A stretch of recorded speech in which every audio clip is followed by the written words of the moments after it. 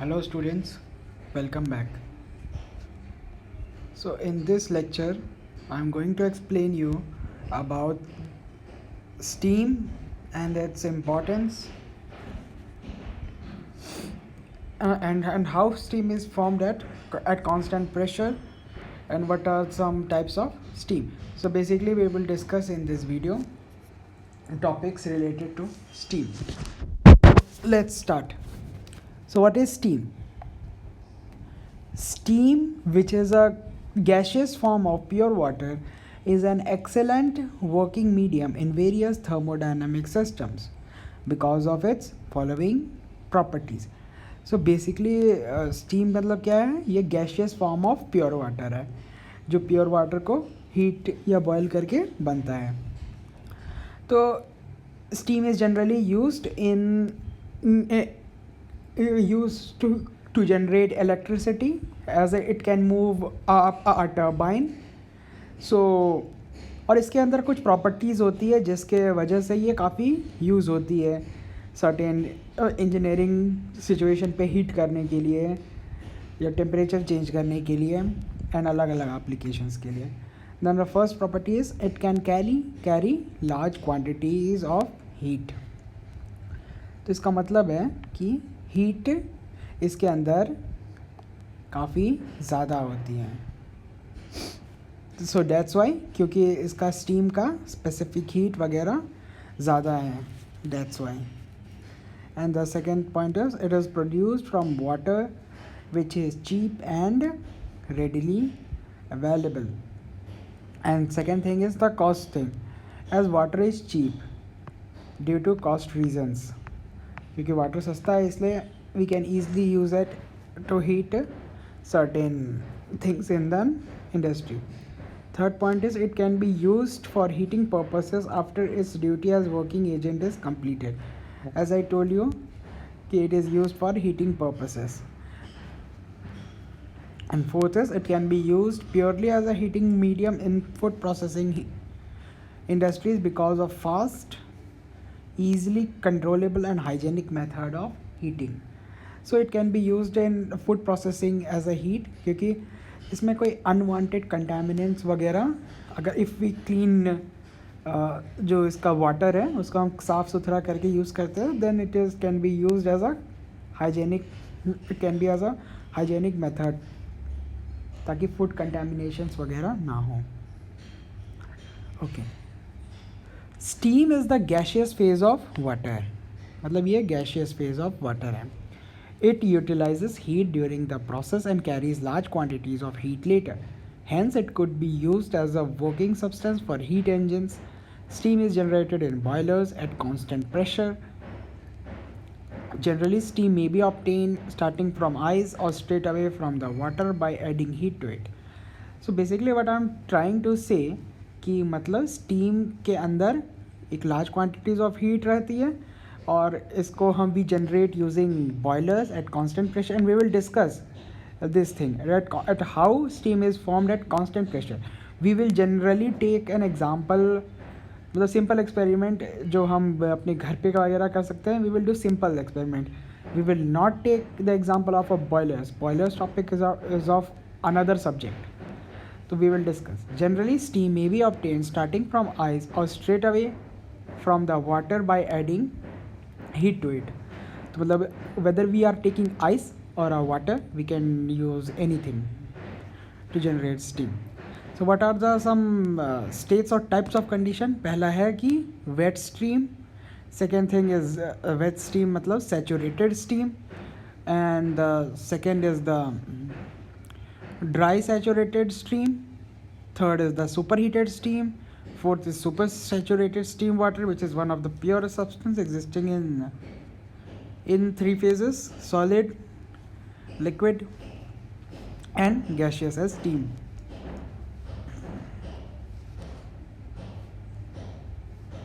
So we will discuss all these things soon. So let's start. सो इस now I will explain कि मतलब water को हम simply heat करते जा रहे हैं. तो सारे स्टेट वी विल डिस्कस. सो पहला केसेस है कि सपोज़ कि हम एटमॉस्फेरिक प्रेशर पे, यानी कि एटमॉस्फेयर पे we are doing some heating work, इसलिए therefore the pressure will be at 1 atmosphere. As I told you कि हम कांस्टेंट प्रेशर पे हम हीट करते हैं हमारा बॉयलर्स में. तो we are taking similar example जो हम नॉर्मल अपने घर वगैरह में कर सकते हैं. द फर्स्ट थिंग इज़ कि सपोज़ कि वो एक वाटर जो है वो नॉर्मल रूम टेम्परेचर पे है, तो 20-25 के आसपास उसका टेम्परेचर होगा. Then we are heating. तो ये इस सिचुएशन, इस when temperature is 20 degree Celsius, then we can say कि water is in compressed liquid और subcooled liquid state. तो इसे हम कहेंगे when water is not about to vaporize. अब वाटर तो ऑब्वियसली 20 डिग्री सेल्सियस पे नहीं वेपराइज करेगा, then this situation will be called compressed liquid और subcooled liquid. And the second thing is the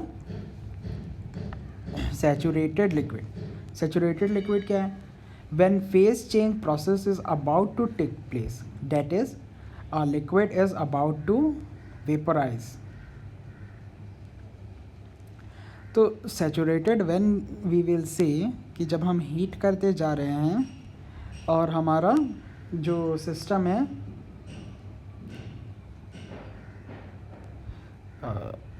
sorry, this picture is particularly wrong. This should be like this. When this is of state 3, let me draw that for you. Suppose this is state 3 and this is a proper piston, and we will say कि जब इसमें केवल saturated liquid ही रहेगा, this is only saturated liquid, that is yet अभी तक मतलब कि कोई वेपर प्रोड्यूस नहीं किया हुआ है. इस केसेस में भी प्रेशर 1 एटमॉस्फेयर और टेम्परेचर 100 डिग्री सेल्सियस रहेगा, क्योंकि इस केसेस में when phase change process is about to take place, that is a liquid is about to vapour. इस केसेस में सिमिलर फिगर रहेगा. ये स्टेट 3 का है, स्टेट 2 हो जाएगा. Saturated liquid will only be there and this saturated liquid will be full up to here, this thing. Okay, then after some time as अब हम क्या कर रहे हैं, सिंपली ग्रेजुअली हीट कर रहे हैं. तो 20 के बाद इवन जब temperature less than 100 degree Celsius होगा, 40 degree may be 60 degree 70 degree 80 degree 99 degree तक हो गया, देन वी विल से कि यह कंप्रेस्ड लिक्विड या सबकोल्ड लिक्विड में ही स्टेट में है. ओके, अब इसको हम फर्दर हीट कर रहे हैं, then it will reach is state 3. अब स्टेट वेयर लिक्विड वेपर को एग्जिस्ट इन इक्विलिब्रियम. तो इस केसेस में अब कुछ लिक्विड भी होगा और certain saturated liquid and saturated vapour both will be presents. तो ये होगा सैचुरेटेड लिक्विड वेपर मिक्सचर. अब इसमें मिक्सचर है, यानी कि लिक्विड वेपर दोनों एग्जिस्ट करता है आपस में इक्विलिब्रियम पे. एंड उसके बाद फर्दर हम हीट करेंगे तो एक स्टेट रीज होगा जिससे कि हम कहेंगे saturated vapour. Saturated vapour where vapour is about to condense, यानी कि उस स्टेट पे जहाँ पे हीट करते करते केवल वेपर प्रेजेंट हो, एंड अगर आप थोड़ा सा टेम्परेचर जस्ट बिलो आप टेम्परेचर कम करोगे then it will become liquid again. और फर्दर हीट करके जैसे ही temperature more than 100 degree Celsius होगा, देन वी विल से कि सुपर हीटेड वेपर में आ गया है. As more heat is transferred the temperature of the vapour start to rise superheated vapour. तो इस ये हो गया superheated states.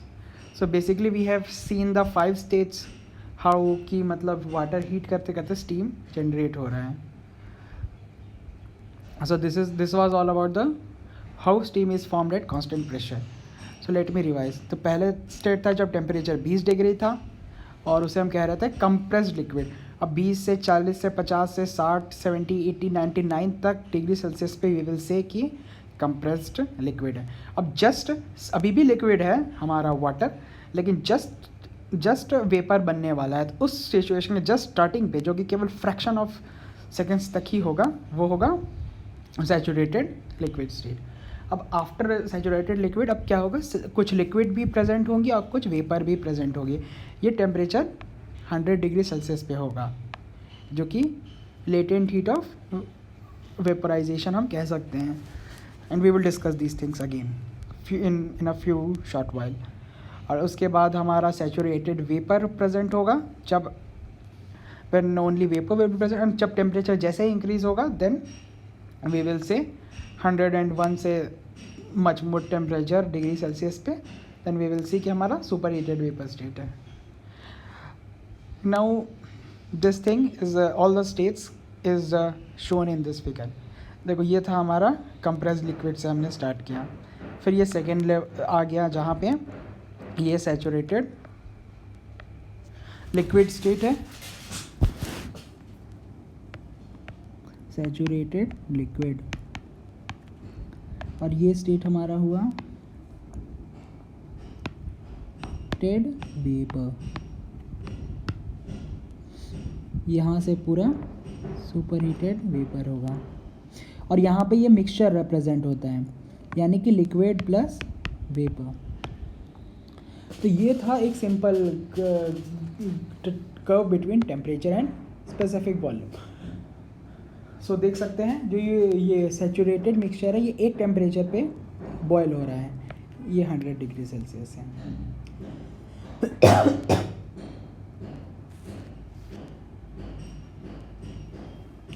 So now let me explain how formation of steam at constant pressure is occurs again, so that you have much more clarity. So see, this is your eyes. अब हम 20 degree Celsius के बजाय हम ice से शुरू कर रहे हैं। मान लेते हैं as in previous slides I have shown कि हम वाटर को स्टीम को किसी भी स्टेट से चालू कर सकते हैं। मे बी हम वाटर से चालू करें, सिंपल वाटर, और may be at ice. Then we are taking कि हम आइस से चालू करते हैं, तो हमारा आइस का पॉइंट ये है। सो दिस इज़ अबाउट ये 100 डिग्री सेल्सियस है हमारा, ये 0 डिग्री सेल्सियस है, 0 डिग्री। तो सपोज़ कि जो आइस है वो उससे कम टेम्परेचर पे एग्जिस्ट करता है, तो ये सॉलिड स्टेट पे है बेसिकली। तो जैसे जैसे हम टेम्परेचर बढ़ा रहे हैं देन वी विल ऑब्ज़र्व कि यहाँ से यहाँ तक हमारा पहुँच चुका है, यानी कि ये अभी जस्ट मेल्ट होना शुरू हुआ है।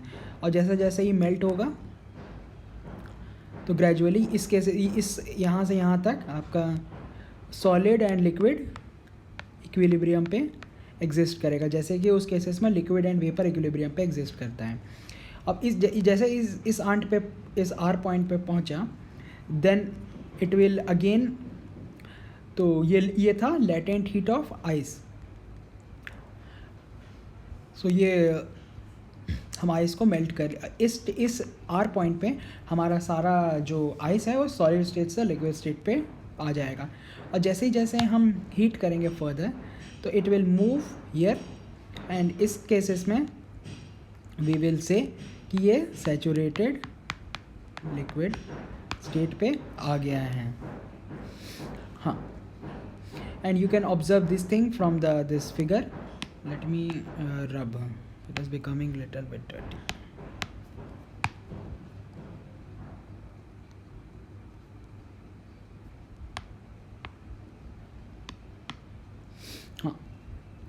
So see, this was about the point Q, and this was all about the R point. तो जैसे जैसे हम हीट कर रहे हैं वी आर ऑब्जर्विंग कि सैचुरेटेड वाटर स्टेट में। अब जैसे जैसे ही हम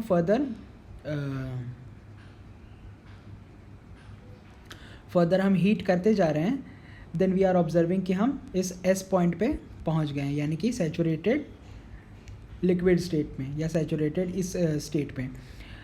तो then after this time we will observe कि कुछ ऐसा सर्कमस्टेंसेस आएगा जिस केसेस में हमारा वाटर भी होगा और कुछ वेट स्ट्रीम प्रेजेंट होगा। वेट स्ट्रीम का मतलब है कि वाटर एंड जो हमारा वेपर दोनों एग्जिस्ट करेगा इस केसेस में। तो इस जो बीच का मिक्सचर है इस केसेस में दोनों एग्जिस्ट करती हैं, हमारा स्टीम प्लस लिक्विड, मतलब गैशियस स्टेट और दोनों।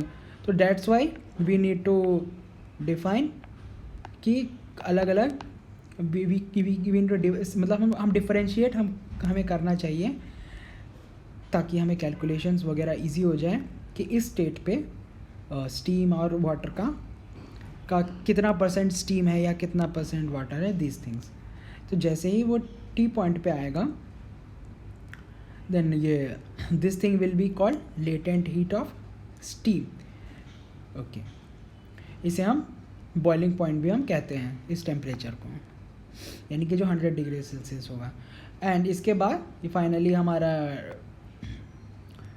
Water will reach the dry saturated steam in this point, यानी कि पूरा स्टीम का जो वाटर ऑलमोस्ट ख़त्म हो जाएगा और उसके बाद फाइनली टेम्परेचर राइज करेगा, then super heated steam will enter. Okay, so let's अब हम डिस्कस करते हैं ये हमारा ड्राइनेस फ्रैक्शन जो है ये क्या है। So to distinguish between two streams there is a term called dryness fraction. अब ये ड्राइनेस फ्रैक्शन क्या है कि क्योंकि जैसे कि ऑब्जर्व किया इस केसेस में वेपोराइजेशन के रिस्पेक्ट पे यहाँ पर saturated liquid and saturated vapour और वेट स्टीम प्लस वाटर दोनों एग्जिस्ट करती हैं। तो इसको हमें शो करना पड़ेगा कि स्टीम का क्वालिटी कितना है, मतलब स्टीम में कितना एक्चुअल स्टीम है एक्सेप्ट द लिक्विड स्टेट का वाटर। तो उसके लिए हमें एक टर्म डिफाइन करते हैं जिसे हम कहते हैं ड्राइनेस फ्रैक्शन। अब इसका क्या है, x is equal to mass of dry and saturated steam divided by mass of dry and saturated steam divided by mass of water. Suppose x is the dryness fraction और हम इसे mg से denote कर रहे हैं, हमारा मास of dry and saturated, then we can define this like this। तो ये शो करेगा हमारा dry and saturated steam, this is again, और ये ml हो गया हमारा मास ऑफ वाटर। तो ये बेसिकली ये शो करेगा कि कितना है हमारा जो स्टीम एक्चुअली कितना प्रेजेंट है, जो कि फर्दर जो कि इट विल सिग्निफाई कि क्वालिटी ऑफ स्टीम कितना है, क्वालिटी ऑफ स्टीम, इससे ये पता चलता है। So in this figure you can again see कि इस पॉइंट पे only dry and saturated steam है, यानी कि इसका हम क्वालिटी हम समझ सकते हैं कि ऑलमोस्ट क्लोज टू 1 है, यानी कि इसमें पूरा का पूरा स्टीम है, कोई वाटर प्रेजेंट ना के बराबर है। और जब हम स्टार्ट करते हैं तो हम ऑब्ज़र्व करते हैं कि मैक्सिमम वेट स्टीम ही हमारा प्रेजेंट है इस केसेस में।